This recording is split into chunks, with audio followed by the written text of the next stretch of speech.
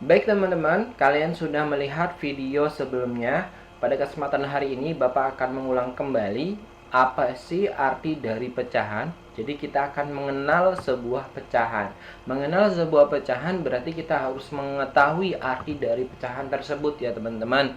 Baik teman-teman, untuk memahami arti pecahan, Bapak akan menampilkan sebuah ilustrasi ya, ilustrasi sebuah gambar yaitu gambar piring, teman-teman.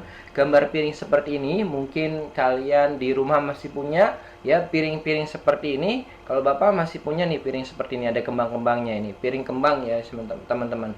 Baik teman-teman, gambar ilustrasi piring ini adalah gambar piring yang utuh teman-teman. Jadi satu piring yang utuh ya, satu kesatuan piring yang utuh. Kalau kita makan menggunakan piring utuh ini ya. Jadi teman-teman, satu kesatuan satu piring yang utuh ini teman-teman, jika Bapak akan jatuhkan piring tersebut, apa yang akan terjadi? Iya teman-teman, benar. Jadi akan terjadi piring tersebut akan pecah teman-teman ya. Jadi akan pecah. Pecah ini pecahan piring ini menjadi beberapa bagian piring-piring yang kecil ya.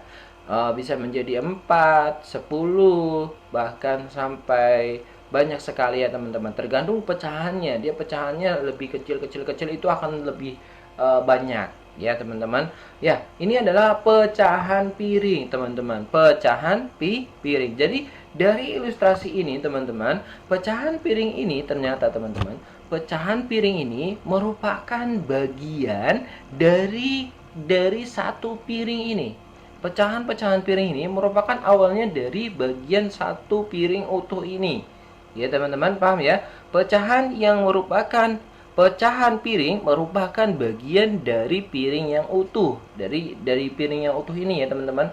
Ini pecahan piring ini merupakan bagian dari piring yang utuh ini ya. Pecahan-pecahan ini apakah disebut dengan termasuk dari pecahan? Nah, kita lihat saja teman-teman. Contoh misalnya Bapak akan mencontohkan lagi teman-teman. Bapak akan ulang kembali yang tadi piring ya. Piring itu merupakan satu piring itu biasanya diwakili dengan bilangan bulat ya. Piring satu itu mewakili satu bilangan bulat teman-teman. Baik teman-teman, Bapak akan contohkan lagi tentang pecahan. Jadi misalnya seperti ini teman-teman. Ada lingkaran atau misalnya kalian mau bayangkan sebagai pizza ya. Biasanya pizza boleh lingkaran ya. Ya, ada lingkaran ini, kemudian lingkaran ini teman-teman, ini merupakan satu ya, satu bilangan bulat. Awalnya di satu lingkaran, kemudian satu lingkaran ini teman-teman, Bapak akan bagi menjadi 4, dengan bagian yang sama besar. 1, 2, 3, 4. Nah, salah satu bagian ini Bapak arsir atau Bapak warnai dengan warna coklat teman-teman. Nah, untuk itu kemudian Bapak akan menanyakan ke kalian, apakah satu bagian ini nilainya itu berapa? Ya, satu bagian ini adalah nilainya 1/4. 1/4 atau 1/4. Ini kan 1. 4-nya mana? Semuanya. Nah, dalam pecahan seperti ini teman-teman, satu bagian ini itu adalah 1/4. Dari mana 1/4? Satu ini berasal dari satu yang ini. Ya, yang berwarna coklat. Kemudian 4 ini berasal dari kotak-kotak ini, lingkaran yang dibagi menjadi 4. Lingkaran yang menjadi 4 ini 1, 2, 3, 4. Jadi yang diarsir berarti 1 per semuanya 4. Jadi 1/4 teman-teman. Jadi jadi 1/4 tersebut dinamakan bilangan pecahan teman-teman.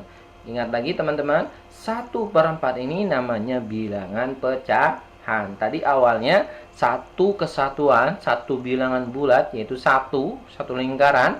Kemudian kalau dibagi menjadi 4, jadi satu bagiannya itu nilainya adalah 1/4. Nah, 1/4 ini namanya bilangan pecahan, teman-teman. Jadi kita dapat ambil kesimpulan bahwasanya pecahan adalah bagian dari yang utuh.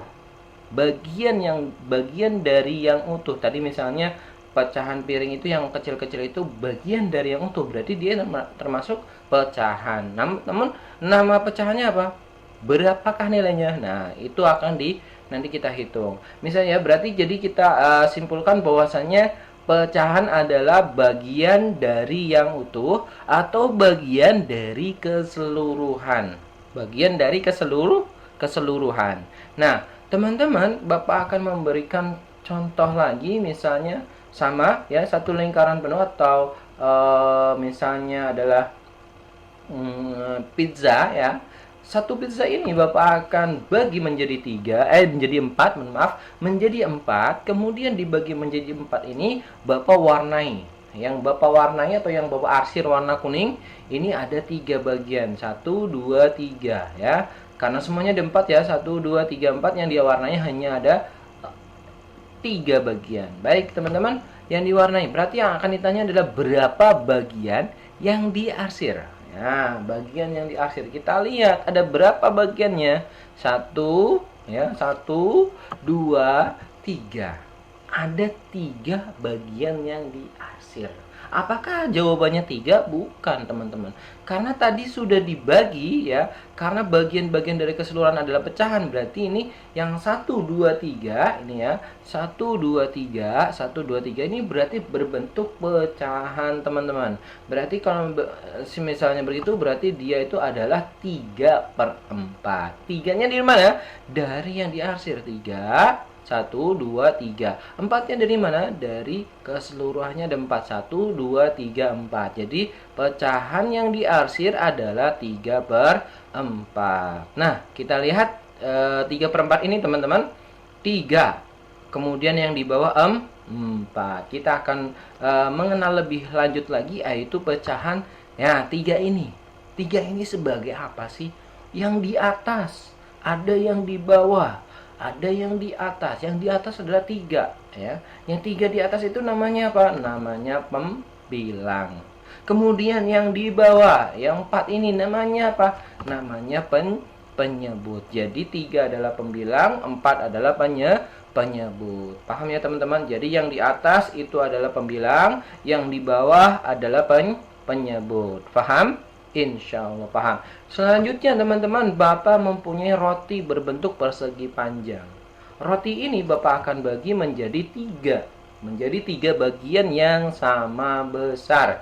Ya, seperti apa rotinya? Ya, ini seperti ini Bapak bagi menjadi 3 bagian yang sama besar. Kemudian Bapak arsir, Bapak warnanya berwarna coklat ya. Yang berwarna coklat itu ada 2. 1, 2. Nah, berapakah nilai pecahan tersebut? Jadi nilai pecahan yang diarsir adalah 2/3. 2 itu dari mana? Dari yang diarsir. 1, 2, 1, 2. Nah, 3 itu dari mana? 1, 2, 3. Nah, dibagi 3. 1, 2, 3. Nah, jadi pecahan yang diarsir adalah 2/3. Nah, kalau misalnya yang ini kan yang ditanya adalah pecahan yang diarsir. Bagaimana pecahan yang tidak diarsir? Nah, yang nggak diarsir berarti ada berapa ini? 1. Totalnya ada berapa? 3. Berarti 1/3. Misalnya ini juga yang tidak diarsir 1. Totalnya ada berapa? Ada 4. Berarti 1/4. Untuk lebih kalian lebih paham lagi, Bapak akan membuat tabelnya. Misalnya ini adalah sebagai tabel pertama adalah pecahan. Kemudian yang kedua adalah bagian yang diarsir. Kemudian yang ketiga adalah bagian yang tidak diarsir. Bagian yang tidak diarsir. Kemudian Bapak akan memberikan contoh, misalnya ada lingkaran seperti ini ya, dibagi 3 ya. Lingkaran tersebut dibagi 3. Kemudian yang diarsir ada berapa, teman-teman? Ada 1. Ada 1 yang diarsir. Berarti pecahan yang diarsir itu berapa nilainya? Nilainya adalah 1/3 ya. 1 itu dari mana? 1 dari yang diarsir. 3 dari mana? 3 dari mana? Dari dibagi menjadi 3. 1, 2, 3. Maka 1/3. Ini kalau dilihat yang diarsir. diarsir. Kalau dilihat yang tidak diarsir, berarti yang tidak diarsir ada berapa bagian? 1, 2. Berarti 2 per 3. Paham teman-teman? Selanjutnya Bapak akan kasih contoh, misalnya lingkaran tersebut dibagi menjadi 8 bagian. Mana yang diarsir, mana yang tidak diarsir, kita lihat saja. Jadi ada 8 ya, 1, 2, 3, 4, 5, 6, 7, 8. Yang diwarnai atau yang diarsir ada warna kuning, 1, 2, 3. Nah, yang diarsir berarti ada berapa? Ada 3.